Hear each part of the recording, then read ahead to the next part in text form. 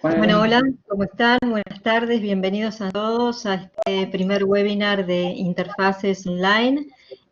Ustedes saben que por las circunstancias que estamos viviendo, el Congreso Interfaces 2020 fue reprogramado en su versión presencial para el mes de septiembre, pero hemos diseñado esta nueva versión de Interfaces Online en la que docentes, directivos y profesionales de la educación nos cuentan sus experiencias de haber atravesado esta etapa de migrar sus clases presenciales a las clases virtuales, que no ha sido poca cosa porque ha tenido que ser en tiempo récord.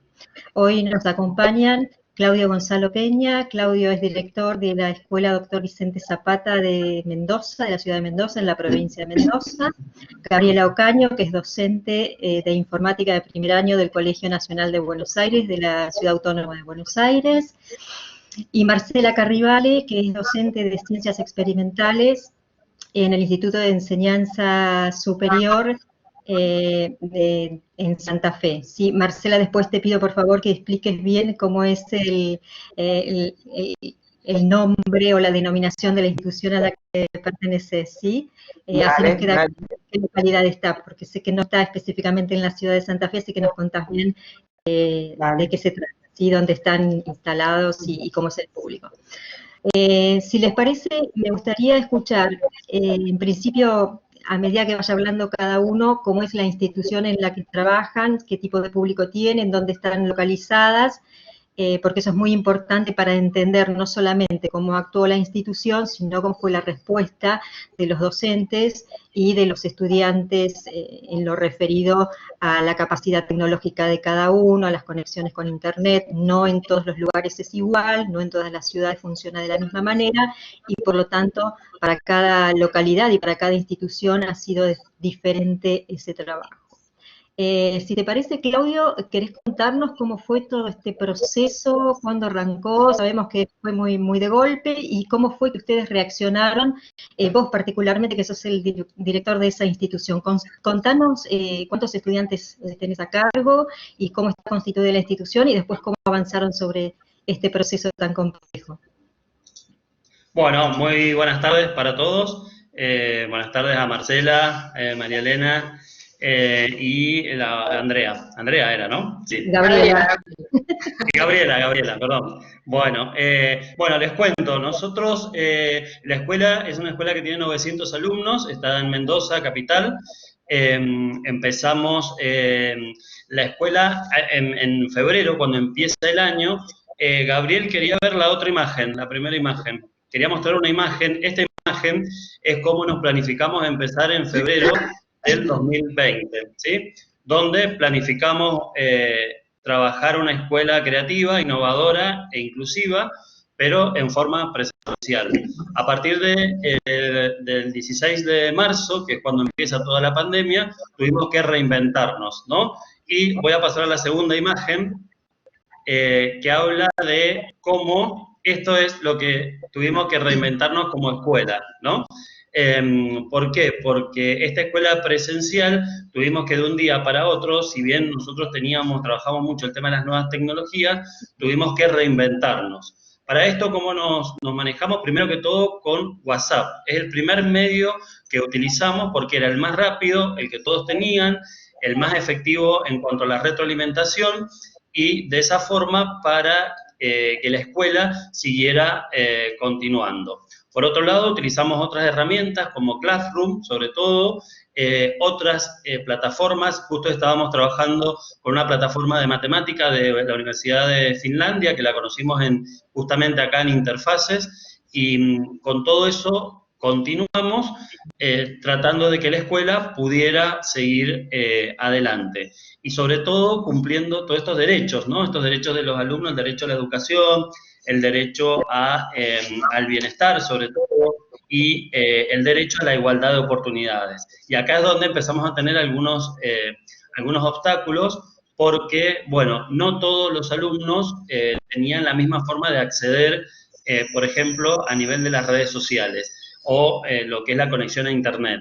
Entonces, bueno, esto también empezamos a tratar de solucionarlo. ¿Cómo lo solucionamos? Con cuadernillos.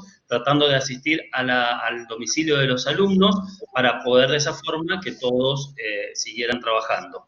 Pero bueno, fue un reinventarnos, fue una experiencia importante, un desafío, esto que queríamos trabajar en la conexión y una escuela, digamos, hiperconectada, al fin se dio porque terminamos toda la institución, todos los profesores y todos los alumnos tratando de conectarnos y usar las nuevas tecnologías para que la educación siguiera en los hogares. Y bueno, ha sido una muy buena experiencia.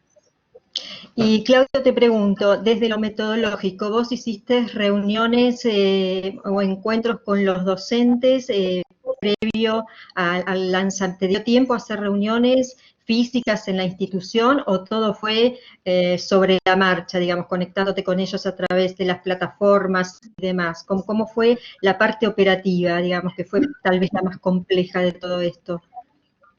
Sí, en Mendoza fue muy rápido la decisión, se decidió prácticamente un día viernes, por lo tanto el lunes ya nosotros acá en mi escuela y en Mendoza en general no hablamos de educación a distancia ni tampoco hablamos de educación online, sino que hablamos de una educación en emergencia sanitaria, ¿sí? Y las primeras reuniones fueron directamente conectándonos por WhatsApp o también por Zoom, por ejemplo, o por distintas redes sociales para poder organizarnos. Nosotros trabajamos con coordinadores de área. Cada uno de estos coordinadores permitió trabajar hacia el interior.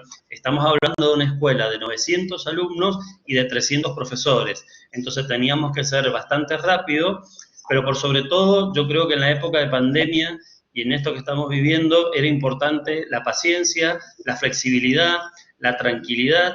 Entonces, bueno, como directivo era lo primero que tratamos de fomentar en la escuela, ¿no? Que todos estuvieran tranquilos, que todos estuvieran cómodos y a partir de estas reuniones, bueno, ir brindando las distintas herramientas. No fue fácil porque es un desafío bastante importante, pero bueno, la escuela sigue continuando, se sigue educando y seguimos adelante, que es lo importante.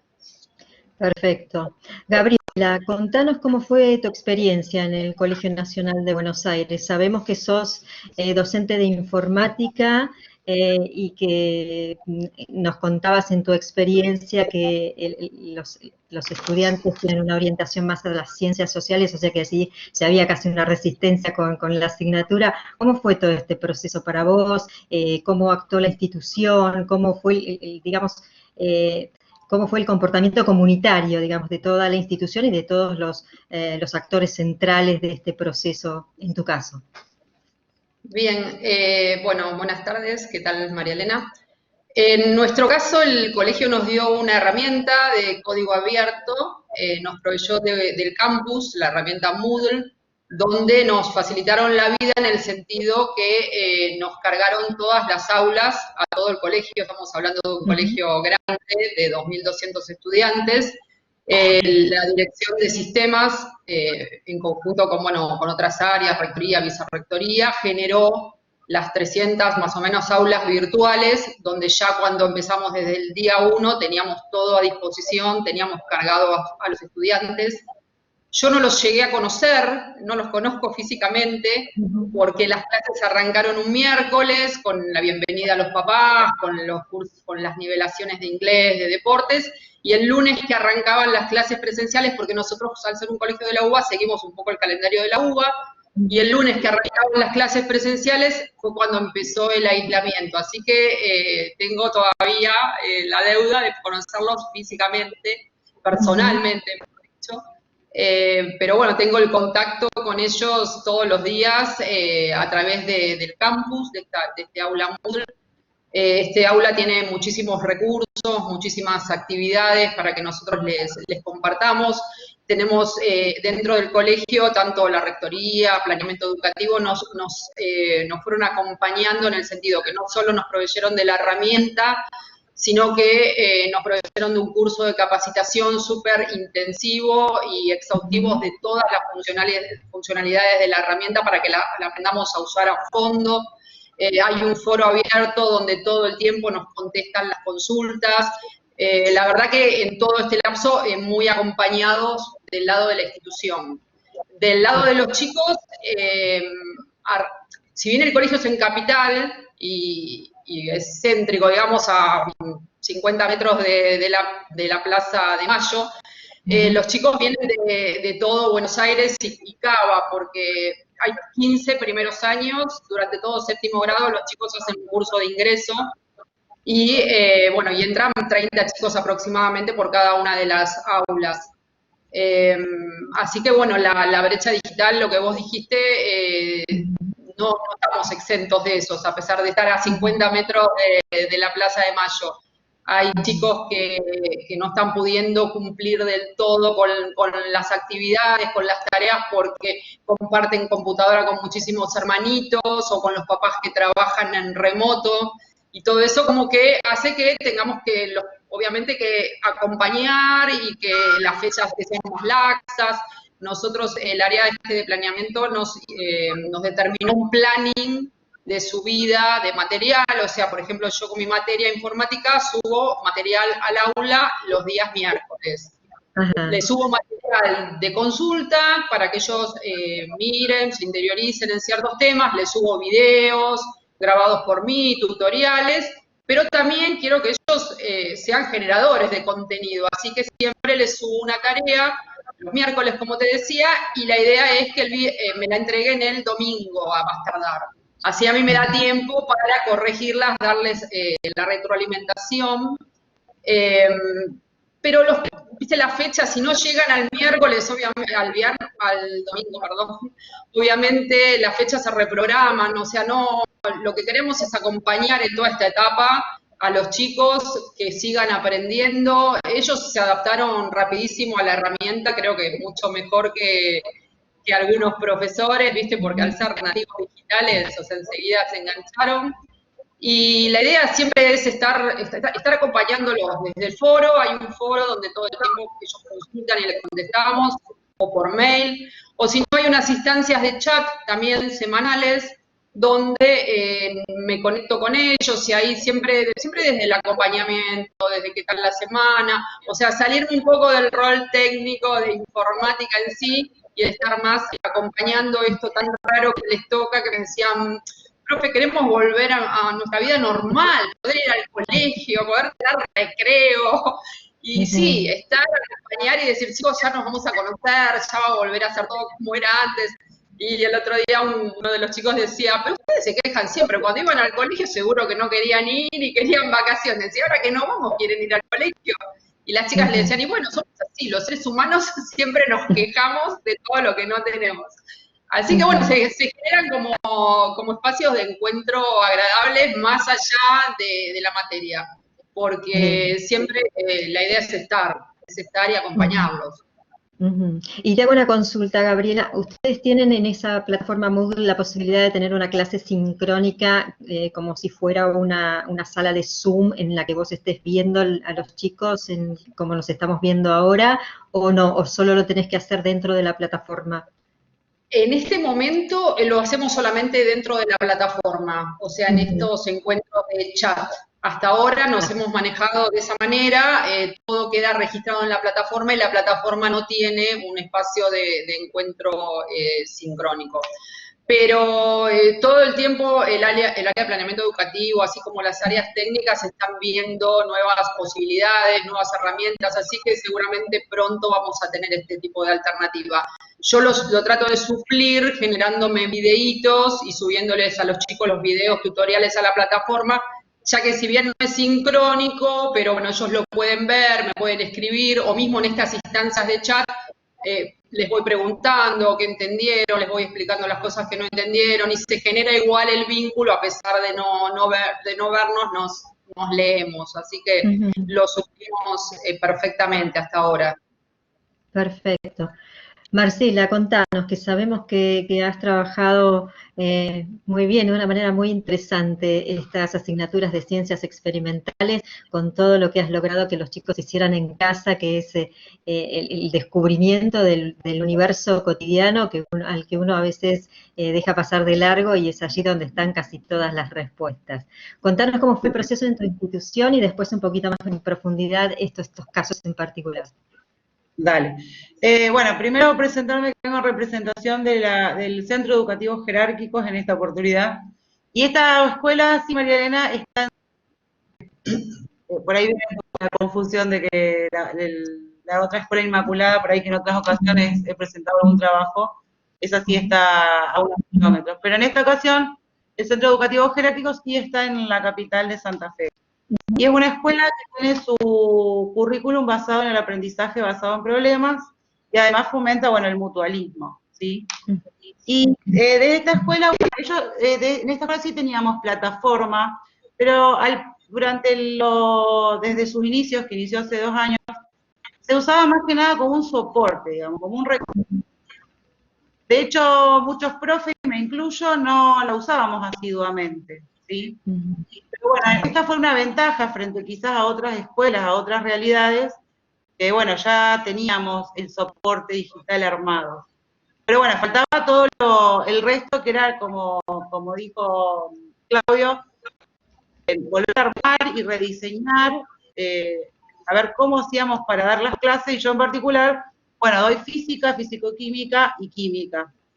Entonces, bueno, había que repensar todas estas clases que, bueno, obviamente se basan en la experimentación, y a mí me gusta mucho trabajar en el laboratorio, ¿sí?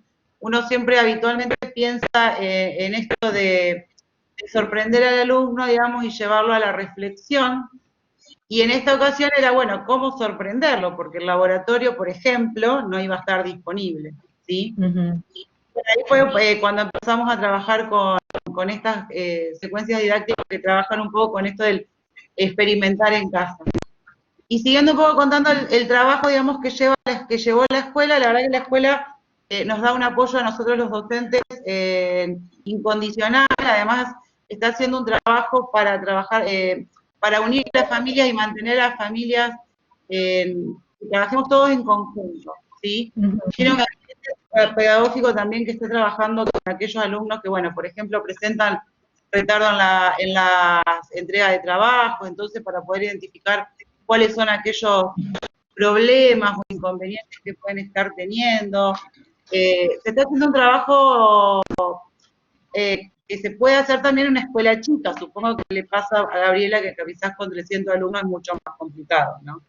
Todavía somos una escuela nueva, muy nueva, y una escuela chica, somos pocos, entonces quizás este seguimiento es más sencillo, ¿sí? Pero bueno, la verdad el trabajo de todos los profes, la verdad que es impresionante lo que pudimos ir logrando, trabajando en equipo, y empezamos con reuniones colaborativas virtuales. Nosotros sí estamos dando al menos una vez por semana clases virtuales. Yo creo que hay materias que realmente lo necesitan de alguna manera, como yo en mi caso me parece que física es una materia que la verdad que pude avanzar mucho en los contenidos y la comprensión de los chicos, creo que lo agradecen al encuentro virtual. Obviamente, bueno, uno entiende que no todas las escuelas y todas las realidades lo pueden llegar a lograr, ¿sí? Pero bueno, yo creo que es algo que los chicos mismos lo necesitan y lo piden en los casos en donde se puede, a esto del encuentro virtual.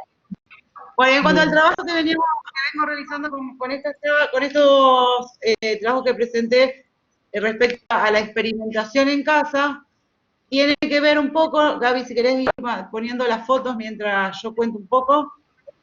La idea es que, bueno, al no tener el laboratorio, que es por ahí un poco la base de estas materias, especialmente de la química y la física, es proponerle actividades a los chicos que puedan experimentar en sus casas con materiales que disponen en su vida cotidiana, digamos, en su día a día. ¿Sí?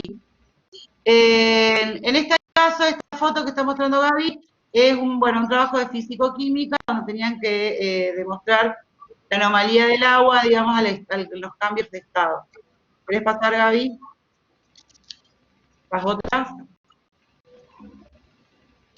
Bueno, en este caso, por ejemplo, con un material tan sencillo que todos disponemos en nuestras casas, y más ahora en cuarentena, donde los chicos en el aburrimiento han vuelto a los juegos de mesa, a las cartas. me cuenta que ellos están jugando bastante las cartas. Así que bueno, en este caso, física, trabajamos el concepto de fuerza con la construcción de castillos con naipes. ¿Pasa al otro? Y en ese, una consulta, Marcela, en ese caso ellos recibían los contenidos, digamos, teóricos como para interpretar lo que sucedía y luego realizaban la práctica. Sí, sí. Nos estamos manejando, tratamos de diseñar la mayoría tratan de diseñar, de los docentes tratamos de diseñar clases en donde le enviamos los conceptos teóricos, el desarrollo más teórico, y en mi es irme echándole videos. Este tipo de materias disponemos, la verdad que hay unos recursos digitales también que son muy útiles, como las simulaciones, laboratorios virtuales, laboratorios remotos, ¿sí? Entonces, bueno, vamos tratando de, para hacer un poco más amena la lectura, ir tratando de ir mandando conceptos teóricos, pero también acompañados un poco de estos recursos digitales que ayudan a que sea un poco más amena, digamos, y que de alguna manera traten de reemplazar nuestra presencia en el aula, digamos. También he hecho videos, como dice Gaby, en donde, por ejemplo, qué sé yo, la explicación de algún problema, y si no, las consultas virtuales, ellos ahí van evacuando, digamos, sus dudas. Bien. Bueno, estas son las actividades de física, ahí tenían que hacer un dinamómetro casero, con cualquier cosa que encuentren, donde tenían que medir la fuerza de distintos objetos, qué fuerza deben hacer para mover distintos objetos en su casa, y ellos mismos hacían los cálculos para poder construir este dinamómetro casero. Ok, muy bien. Bien. ¿Querés escuchar, Gaby? Bueno, acá tenían que realizar unos modelos de la teoría cinético-molecular, de cómo se comportan las partículas en los distintos estados, y la consigna era que usen la imaginación, que encuentren lo que tengan en su casa. Y la verdad que ahí, bueno, uno selecciona algunas, no puede mostrar todas, si no estaríamos 2 horas, pero bueno, se usaron los materiales más que ni se me habrían ocurrido a mí, desde fideo, arroz, botones, unas maquetas hermosas también con cuentas de collares, bueno. La verdad que la variedad de materiales que se usó en esa actividad fue infinita, y la verdad que hicieron unos trabajos espectaculares. Bien. Acá tenían que hacer los modelos y justificar cada uno de los modelos. Ok. Sí. Y en este caso, tenían que hacer experiencias de movimientos rectilíneos, en donde ellos mismos tomaban las distintas variables y debían graficar y ver las diferencias, digamos, de la velocidad en un movimiento rectilíneo uniformemente variado, la aceleración, y bueno, iban haciendo, la idea es que ellos diseñen, por ejemplo, acá este es uno de los alumnos que diseñó con una tabla y un autito, por ejemplo, donde se necesita más que un cronómetro, bueno, en este caso el autito, y los materiales, digamos, son muy sencillos, simplemente, yo siempre les decía que creo que con imaginación todos podían ir experimentando. Perfecto. Y bueno, los resultados, sí. Y bueno, en este tenían que buscar, en este creo que se ve ahí un poco lo que venía diciendo al principio, la participación de las familias. Se da cuenta que ahí hay papás, en donde tenían que buscar ejemplos de sistemas de fuerza, y bueno, los papás ayudaron a la tarea, digamos. Ok, perfecto.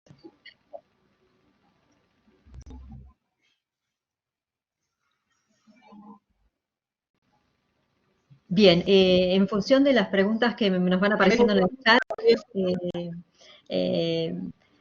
me interesaría conocer, lo mismo, comparto la inquietud con muchas de las personas que están ahora preguntándonos por el chat, cómo es el proceso de evaluación, ¿no? Porque estábamos hablando desde el principio, por el principio, ¿no? Cómo arrancó todo este proceso, cómo fue ese impacto de un cambio tan rápido de migrar de lo presencial a lo virtual. Ha transcurrido ya esto, marzo, abril y lo que va de mayo, y ya estamos pensando en cómo evaluar estos procesos. Claudio, ¿podés contarnos cómo planificó la institución el tema de la evaluación? Si ya tienen algún protocolo de evaluación o cómo lo vienen manejando. Bueno, acá sobre todo se puso mucho énfasis en lo que es la evaluación formativa, ¿sí? O sea, no tanto en lo numérico y en que el alumno acredite, sino más bien, bueno, qué medida puede avanzar el alumno y el docente, pero no tanto por una cuestión de equidad, ¿no? Y de igualdad de oportunidades, porque como estábamos diciendo recién, no todos tienen acceso y en algunos casos no tienen acceso porque, por ejemplo, no tienen internet o no tienen conexión. Entonces, inclusive a nivel provincial, en lo que es acá Mendoza, hay una nueva normativa que habla de que va a quedar el cuatrimestre abierto, ¿sí? A medida que va surgiendo, el profesor puede ir evaluando, tratamos de evaluar. Es importante que en esta época también hay otras habilidades que se han tenido en cuenta y que podemos evaluar, ¿no? Como habilidades sociales, como habilidades emocionales, como habilidades también digitales, por ejemplo. Entonces, bueno, todo eso es lo que se tiene en cuenta en la evaluación, pero esperamos y estamos viendo cuándo será la vuelta, si es en septiembre, si es en octubre, y ahí lo primero que hay que hacer es nivelar para poder culminar la evaluación. Pero respondiendo a las preguntas que hay en el foro y respondiendo a Elena, creo que hoy en día la evaluación no es lo más importante. Y en mi escuela lo he manejado de esta forma y con los docentes este es el mensaje. Hoy no es momento de evaluar, es importante la evaluación. Hay otras cosas más importantes como el acompañar, como esto que decía recién, de que se cumplan derechos dentro de la escuela, este derecho a la igualdad, este derecho a la educación, pero no tanto, digamos, hoy en día a evaluar, así que se ha quedado en segundo plano. Pero en realidad en este momento no se está acreditando, solamente se está haciendo trabajos prácticos, distintos instrumentos, pero no es vinculante. Ok. Ustedes tienen un servicio de orientación, ¿no? En la institución. Exacto, nosotros en general en todas las escuelas de Mendoza, yo tengo un equipo muy bueno de profesionales que está formado por psicólogos, por psicopedagogos, y bueno, ellos también han seguido trabajando. Hemos tratado, como le decimos a los alumnos, de las familias y a los profesores, la escuela sigue funcionando, nada más que sigue funcionando en cada uno de nosotros, ¿no? Como profesor, como alumno, como directivo. Y esa es la idea. Entonces, el servicio de orientación, el gabinete, ha seguido trabajando muy profesional, tratando de acompañar, porque bueno, en esta época también hemos encontrado situaciones también, inclusive de depresión o otro tipo necesitaba contención a los alumnos. Inclusive hemos tenido que trabajar en redes con otras instituciones porque nos pasaron, así que bueno, ese ha sido el acompañamiento. Como también, por ejemplo, nosotros en nuestra escuela trabajamos con alumnos integrados. Esos alumnos y ese tipo de educación, hablo de integración de todo tipo, también ha seguido funcionando. Entonces, ese acompañamiento a la familia y a los papás ha seguido, digamos, adelante. Yo quería recalcar algo muy importante en educación, y es lo que no sé cómo están en las escuelas de las otras colegas, pero acá hay alguien que ha padecido mucho este tema, que son sobre todo los alumnos de primer año, porque ellos habían ingresado hace muy poco a la escuela. Ellos acá en Mendoza empezaron el 26 de febrero, y el 16 de marzo nos tuvimos que ir a la casa, ¿sí? Empezó el confinamiento, entonces no cumplieron un mes de su escuela secundaria. Entonces, ellos fue uno de los primeros que padecen todo esto, digo padecen en el sentido de que no conocían mucho la escuela, no conocían mucho sus profesores, no conocían mucho el sistema, venían de primaria. Y por otro lado, también son los alumnos de quinto año, porque los quinto años, que es su último año en la escuela, habíamos planificado un montón de otras cosas que, bueno, lamentablemente no se están dando ahora, pero bueno, las vamos a cumplir seguramente cuando volvamos, ¿no? Bien, bien.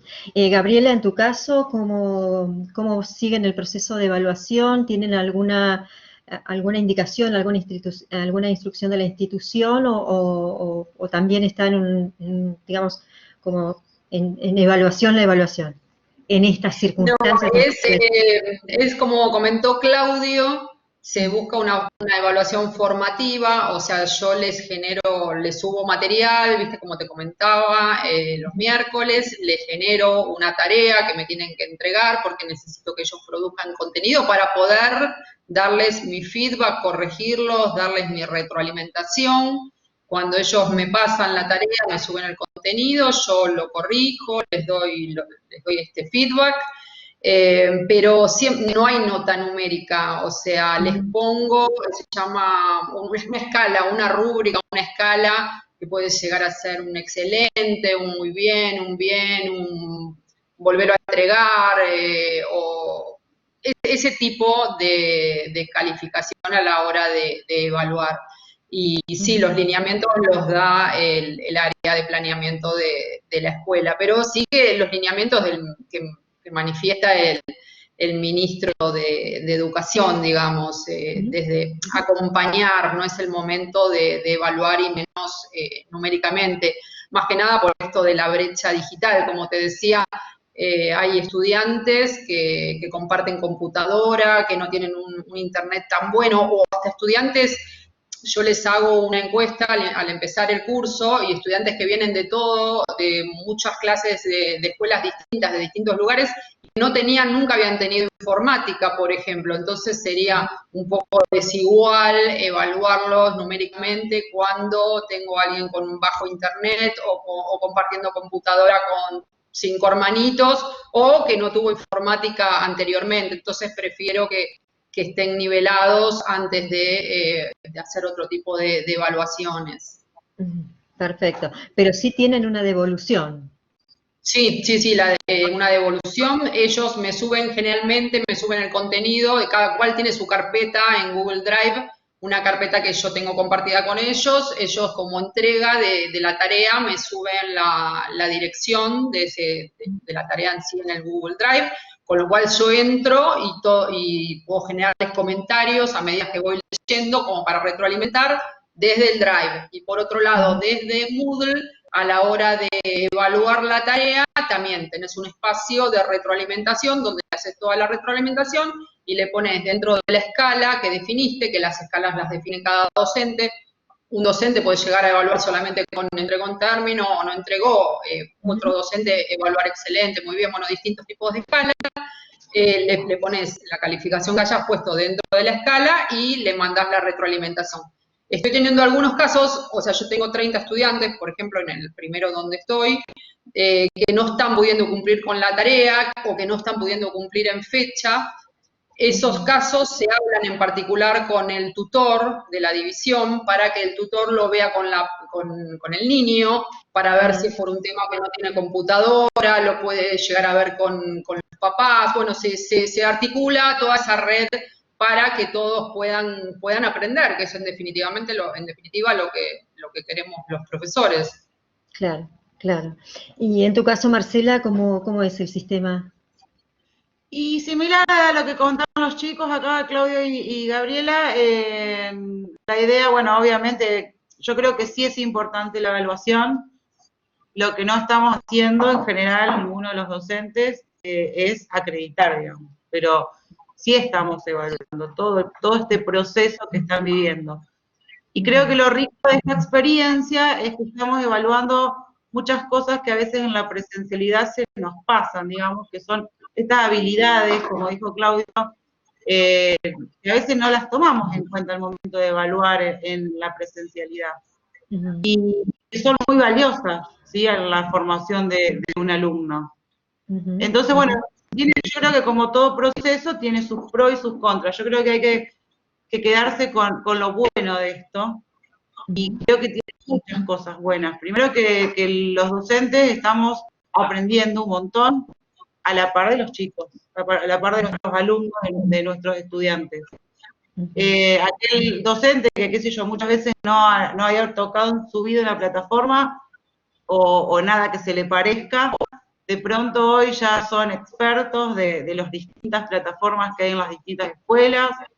Bueno, los docentes secundarios encima tenemos que en una manejamos una plataforma, por ejemplo, en una de las escuelas de trabajo también uso el Classroom como Gabriela, y bueno, vamos tratando de, siempre el docente de secundaria tiene la desventaja, digamos, que tiene que ir acomodando las distintas realidades según en qué escuela está, ¿no? Pero yo creo que, vuelvo a repetir, de todo esto se aprende, y a mí lo que me está pasando en particular, que creo que también es un aprendizaje, es que uno va evaluando las cosas que cuando volvamos a la presencialidad hay que reforzar. Y a mí me parece, por lo menos digo en cuanto a mis materias, ¿no? Esto de los chicos son muy dependientes quizás de la clase magistral. Y al principio les costó mucho, digamos, encontrarse con el material de lectura sin esa guía, ese esté ayudando. Hoy ya esas cosas, ya todo llevó su proceso, obviamente, como para nosotros acostumbrarnos, para ellos también, ya van como más ágiles en esa cuestión, pero al principio, cuando hablábamos muchas veces en los encuentros virtuales, era esto de, no sé, profe, cómo voy a estudiar, porque yo si no me explicás, si no me das la clase antes de leer el apunte, no entiendo nada. Era por ahí los primeros planteos, ¿no? Y hoy ya están como más ágiles en este tipo de lectura. Yo creo que, bueno, un poco va a servir para replantearnos las formas de aprender y de enseñar, ¿sí? A ellos de aprender y a nosotros de enseñar. Y en cuanto a la evaluación, bueno, vuelvo a repetir, creo que es importante, la estamos haciendo, estamos evaluando de forma formativa, estamos evaluando todo este proceso vivido, quizás no con una nota, pero sí evaluamos todo este proceso que es importante evaluar. Tal vez después de haberlos escuchado, lo destacable es cómo mirar, una mirada sobre este proceso de autorregulación del conocimiento de los chicos y de este proceso de metacognición que tienen que desarrollar para que ellos mismos entiendan cómo aprenden, ¿no? Y ese es un proceso que en esta instancia tiene más velocidad que en las instancias presenciales, como decías, Marcela, ¿no? Acá en el foro nos están diciendo que después de que el ministerio dijo que no se iba a evaluar, los chicos bajaron la guardia. ¿Alguna respuesta para esto? ¿Cómo lo están manejando? No, bueno, nosotros... Perdón. Dale, Claudia.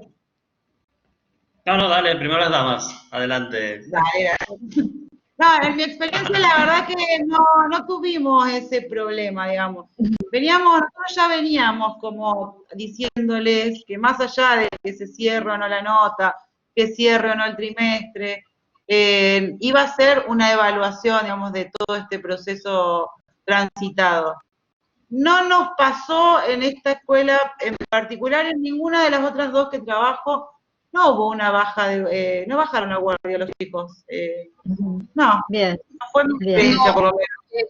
Yo tampoco, la verdad que no lo noté para nada, porque justamente me pasó el miércoles cuando les subí el material, sin darme cuenta, les subí material que ellos no tenían acceso a mi Drive, tanto el material de lectura y de videos como la tarea, y en todo el día no pude mirar el mail por otros tipos de ocupaciones, y a la noche tenía 60 mails, y digo, ¿qué pasó?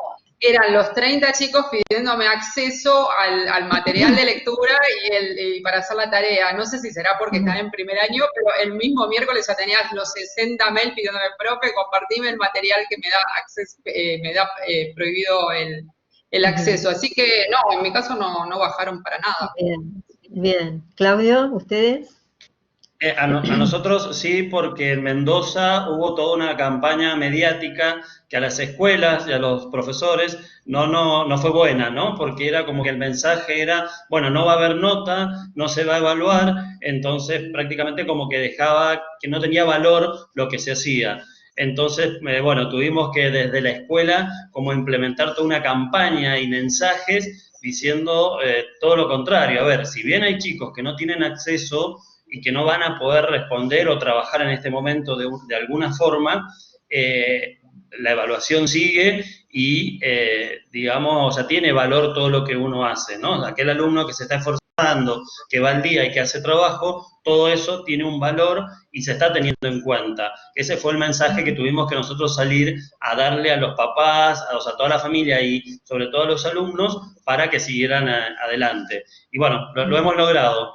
Es todo un trabajo del día a día, ¿no? Son adolescentes y hay que estar acompañándolos y trabajando con ellos. Claro, claro. Sí, es verdad que algunos chicos te manifiestan, viste, que están deprimidos o que están tristes, ya sea por no ver a sus amigos o no ver a familiares. O el otro día uno de los chicos me comentaba que la mamá es médica y está trabajando muchísimo en el hospital y que no la ve. Entonces, bueno, también para ellos poder manifestar esto y no compartir poder compartir esa tristeza en vez de sufrirla en soledad les ayuda también muchísimo. Bien, o sea que el aspecto emocional sigue siendo clave en todo este proceso, ¿no? Independientemente de la incorporación de contenidos y otro tipo de desarrollos, la emocionalidad juega un papel estratégico en esta etapa. Sí, súper, estar, porque tal vez, bueno, ¿qué pasa? Que no estás trabajando, tenés algún problema y que te digan, profe, la verdad que no tengo ningún tipo de problema técnico, pero estoy desmotivada, pero bueno, gracias por preguntar, ahora me lo pongo a hacer, ¿viste? Que se den cuenta que estás para acompañarlos y que bueno, que se motiven en eso, digamos, ¿no? Lamentablemente es un momento difícil para todos, adultos, imagínate para ellos que tienen 13, 14 años. Claro, pero es estar y acompañarlos para que la pasen lo mejor posible. Bien. Vamos a hablar ahora sobre la emocionalidad de ustedes, ¿sí? ¿Cómo fue para ustedes, los docentes o los responsables, atravesar todo este proceso? ¿Qué fue lo que más les impactó y en qué sentido? Claudio, si querés comenzar. Bueno, primero que todo, bueno, como les decía recién... Sí, para mí fue, bueno, un gran desafío y una gran responsabilidad, ¿no? Porque estar a cargo de toda una institución y tener tanta gente a cargo, teníamos que ser muy claros, muy concretos, y es lo que, bueno, es lo que como persona, digamos, y como Claudio y como el director de la escuela me propuse, ¿no? Y sobre todo creo que esto que para nosotros siempre lo tenemos muy en cuenta, la gestión a partir del optimismo, ¿no? O sea, en esta época que estamos viviendo y en lo que está pasando, creo que el optimismo era lo más importante. Entonces, bueno, eso es lo primero que planteamos como para salir adelante. Nos fue bien dentro de todo. ¿Y qué te sorprendió, si es que algo te sorprendió, Claudio, en este proceso, ya sea de tu equipo, de la comunidad de estudiantes, de la familia de los estudiantes? ¿Qué es lo que, si es que algo te sorprendió o te conmovió? Que antes no lo tomabas, no lo tenías en cuenta y lo dabas como que existía, que era preexistente.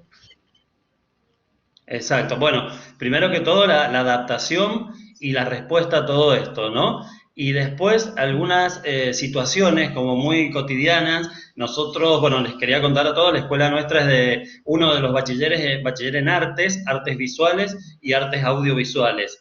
Entonces, trabajar artes visuales a la distancia y todos en cuarentena, digamos, yo digo, tiene que ser muy creativo y muy original, ¿no? Entonces veía, por ejemplo, algunas actividades donde le decían los profes, con los materiales que tengan, bueno, hagan una obra de arte, ¿no? Y veía obras de arte realizadas con cartones, hasta inclusive con piedra, con arena. O sea, yo dije, bueno, qué bueno, porque si queríamos ser creativos y queríamos ser originales, yo creo que acá se aplicó. Y eso creo que fue lo que más me ha sorprendido, la adaptación, el poder salir adelante y la respuesta de todos, ¿no? De la familia, de los alumnos. Bien. Marcela, ¿en tu caso? Ay, no te estamos escuchando. Ahí está.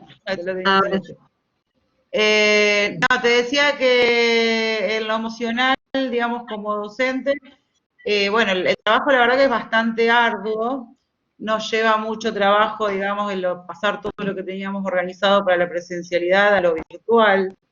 Pero bueno, más allá de estas cuestiones, creo que nos fuimos adaptando, como dijo Claudio. La verdad que el docente creo que tiene una manera de adaptarse muy rápida a las realidades. Y bueno, y también me sorprende un poco, yo pensé que este proceso iba a llevar más tiempo a adaptarse a los chicos, y sin embargo nos sorprende, digamos, semana a semana, día a día, en que no fue tan brusco como yo al menos pensaba, ¿sí? Ellos ya, de hecho, en una de las últimas clases, una de mis alumnas le digo, ¿y quieren seguir volviendo? Porque como decía Gabriela, algunos se manifiestan, quieren volver ya. Y uno dijo, ya me estoy acostumbrando a trabajar sola en casa. No sé si quiero volver a hacerlo. Entonces, bueno, ahí cada uno manifiesta un poco también su cuestión de emocionalidad, obviamente. Creo que también nos acercó mucho al alumno de otra manera, cosas que uno no tenía en cuenta desde el aula. Creo que se pusieron de manifiesto quizás algunas cuestiones de la familia, ¿sí? Y quedan muy remarcadas las diferencias. Aquella familia que acompaña al alumno, aquella familia donde los papás trabajan y no pueden recibir el acompañamiento que requieren.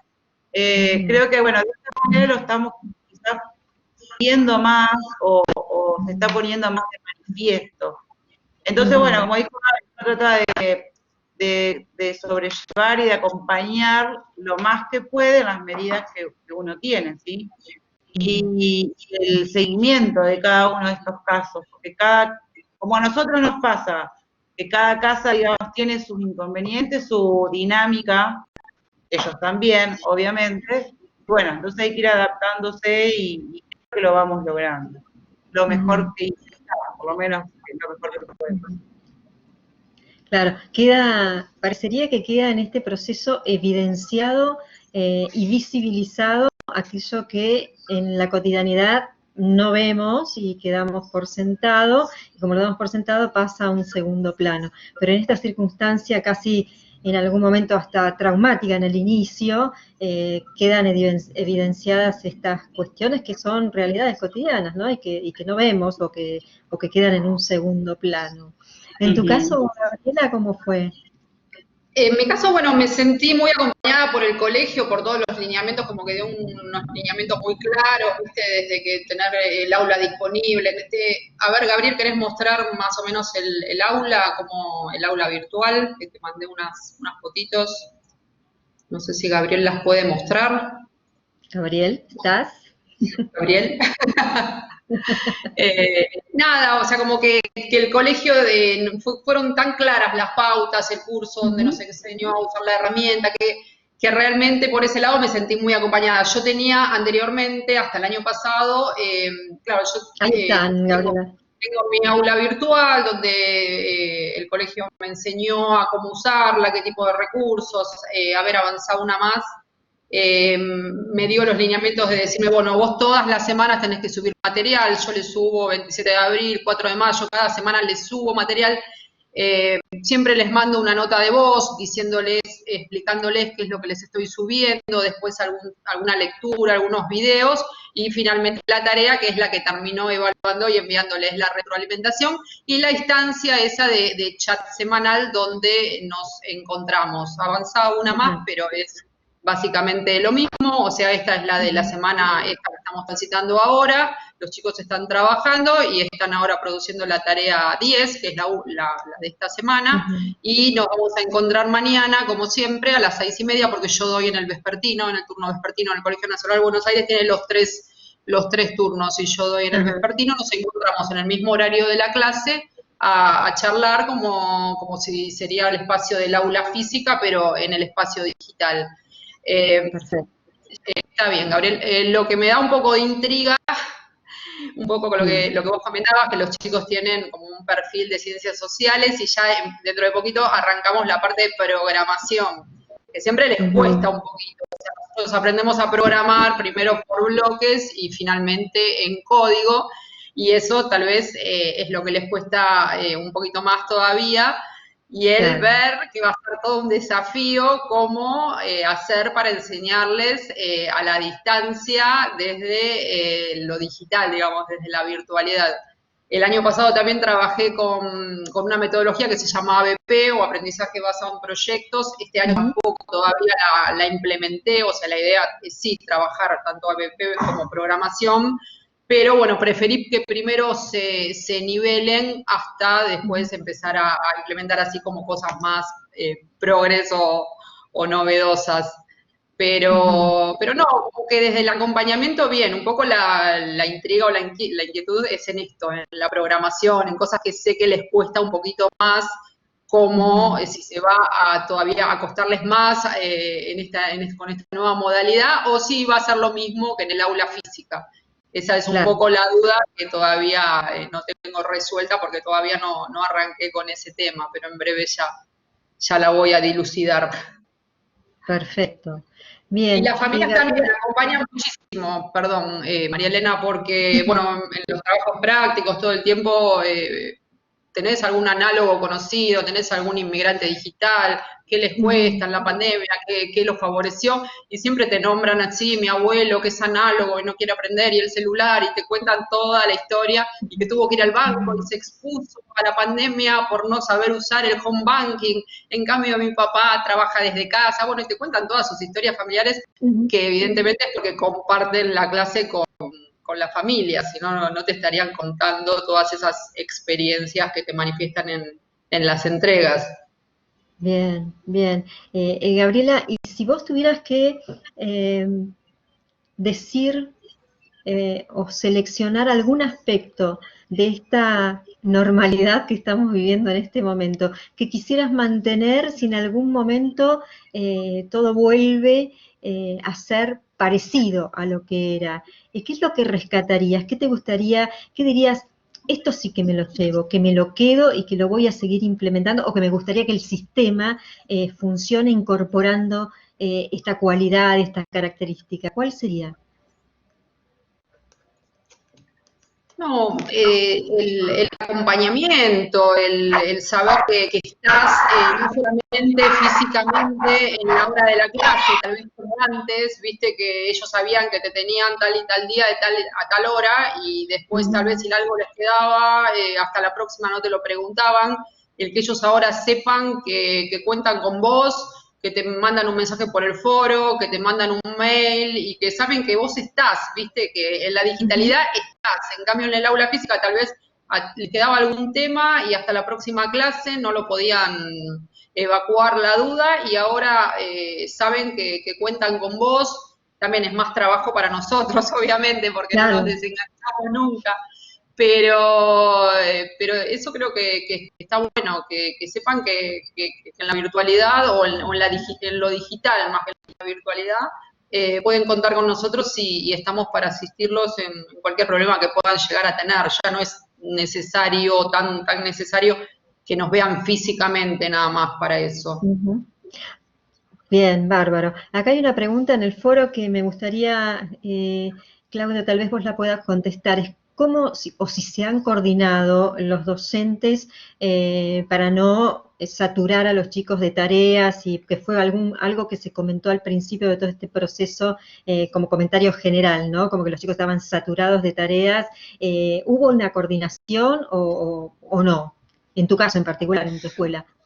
Sí, bueno, en mi escuela, en mi caso y por lo general en todos lados, fue como que las primeras semanas fue terrible, ¿no? Era una cantidad de tareas que un alumno que en realidad cumple clase, pero estaba 10 horas trabajando en su...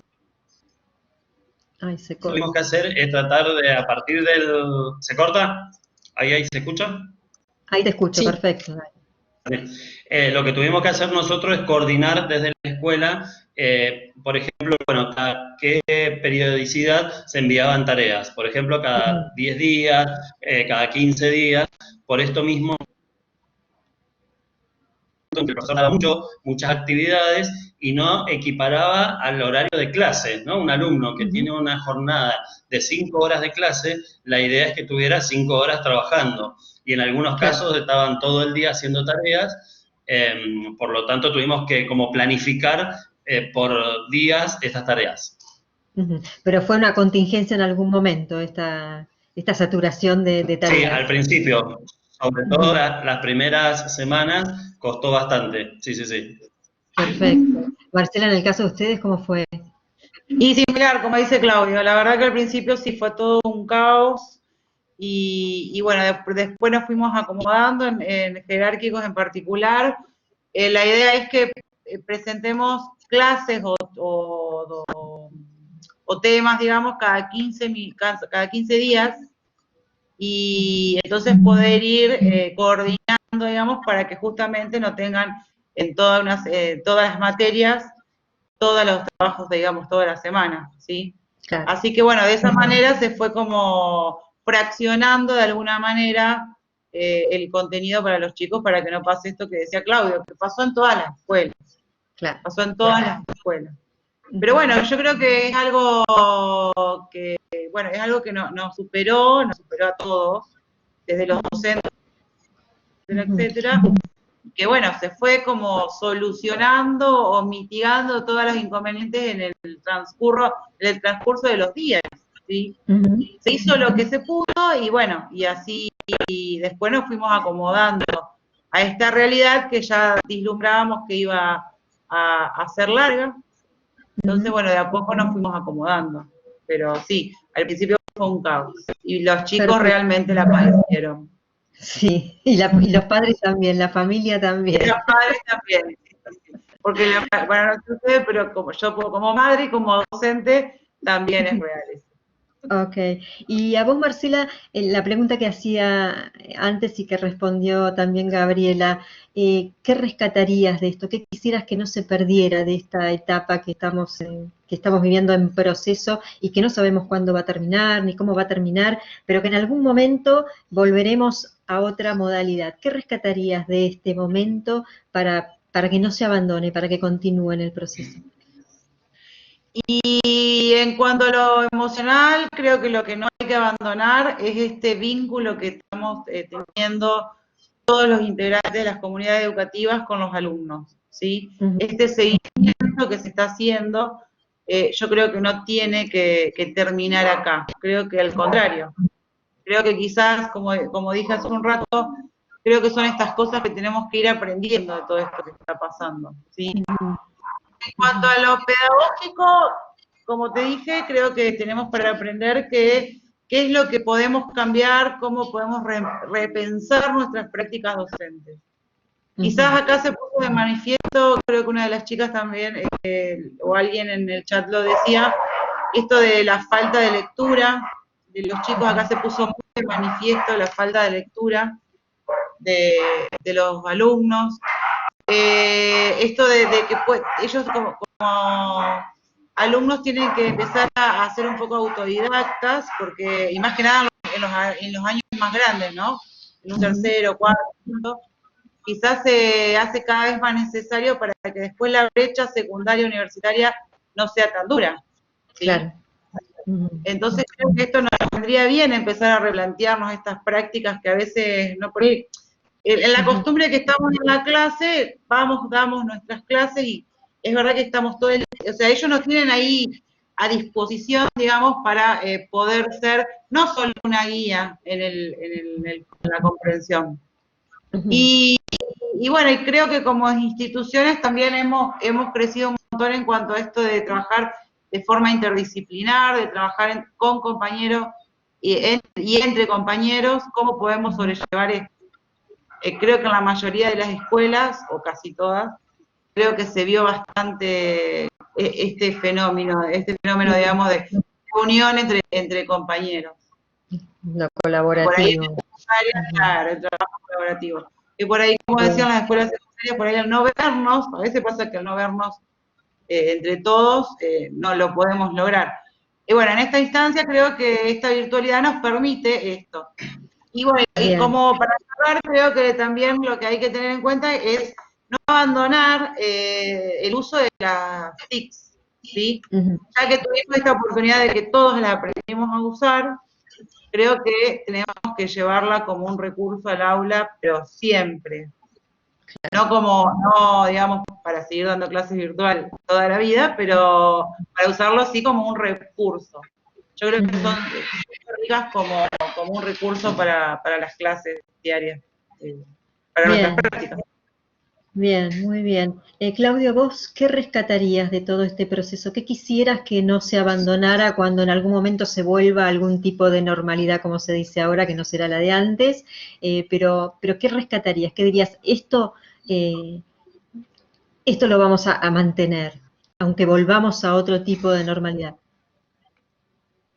Bueno, para mí creo que dos cosas importantes. Por un lado, la solidaridad, ¿no? En esta época creo que se potenció la solidaridad, fue muy importante y me gustaría que eso siga potenciándose y que siga, ¿no?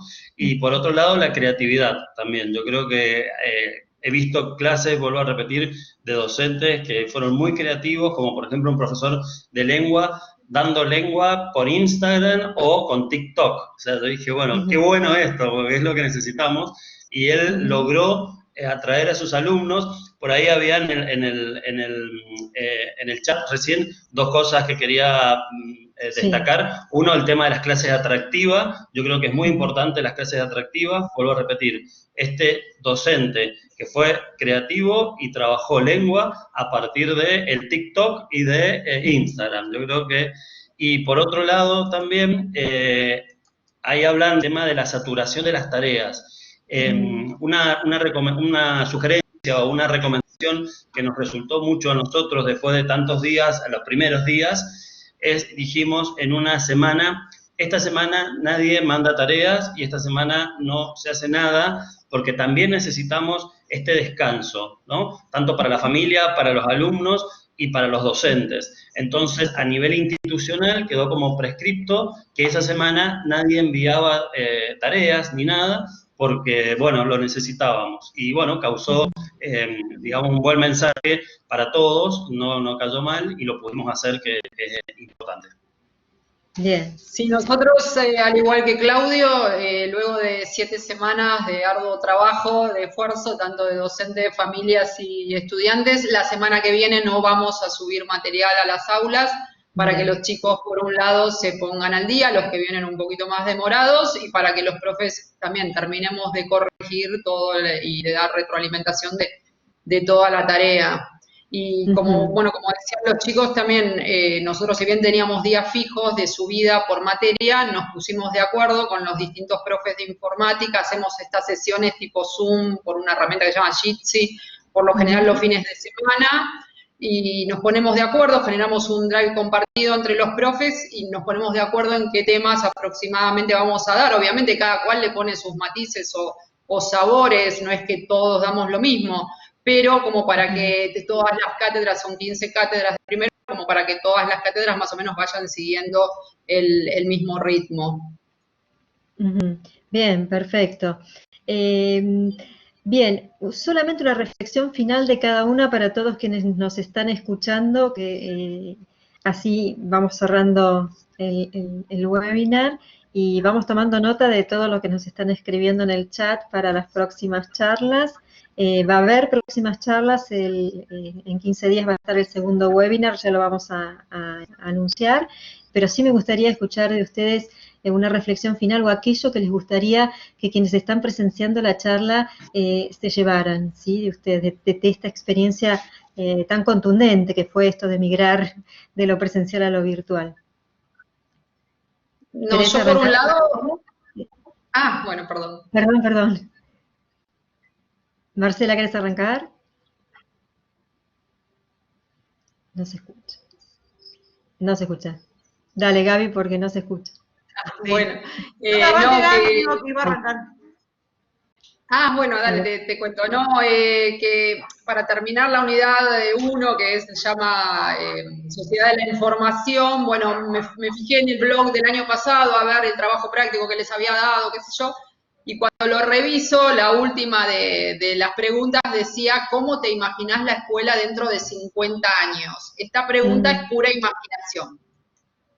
Y todos los chicos, hasta el año pasado, históricamente, a la pregunta, siempre me contestaban la escuela como está ahora. me la imagino para dentro de 50 años, que los estudiantes van a estar en sus casas, que los docentes van a estar en sus casas, que vamos a tener todas las clases virtuales por computadora. Y yo digo, la pucha, esto que hasta el año pasado los chicos lo imaginaban y todo el mundo lo imaginaba para dentro de 50 años, lo tuvimos que organizar en unos pocos días o semanas, o sea, es un esfuerzo enorme de todos los integrantes del sistema educativo, docentes, escuelas, directores, rectores, familias.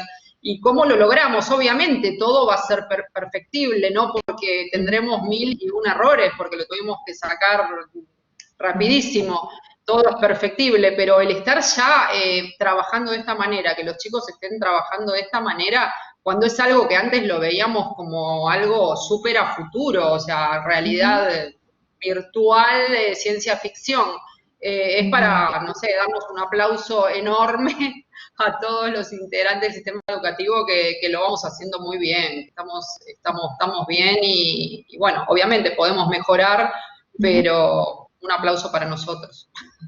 Bueno, muy bien, Gabriela. Marcela. Ahí puse. Mensaje para rescatar. Bueno, esto que decía Claudio me parece súper importante de que creo que una de las cosas a rescatar es que salió la creatividad de muchos docentes y que no hay que perder, tal cual. La innovación, la creatividad y seguir en esta búsqueda que día a día vemos cómo llegar desde la virtualidad del alumno, que no se pierda en la presencialidad. Yo creo que es fundamental. Perfecto. Como una de las categorías del Congreso Interfaces del aula a la creatividad, bueno, yo creo que tiene que ver con esto, ¿sí?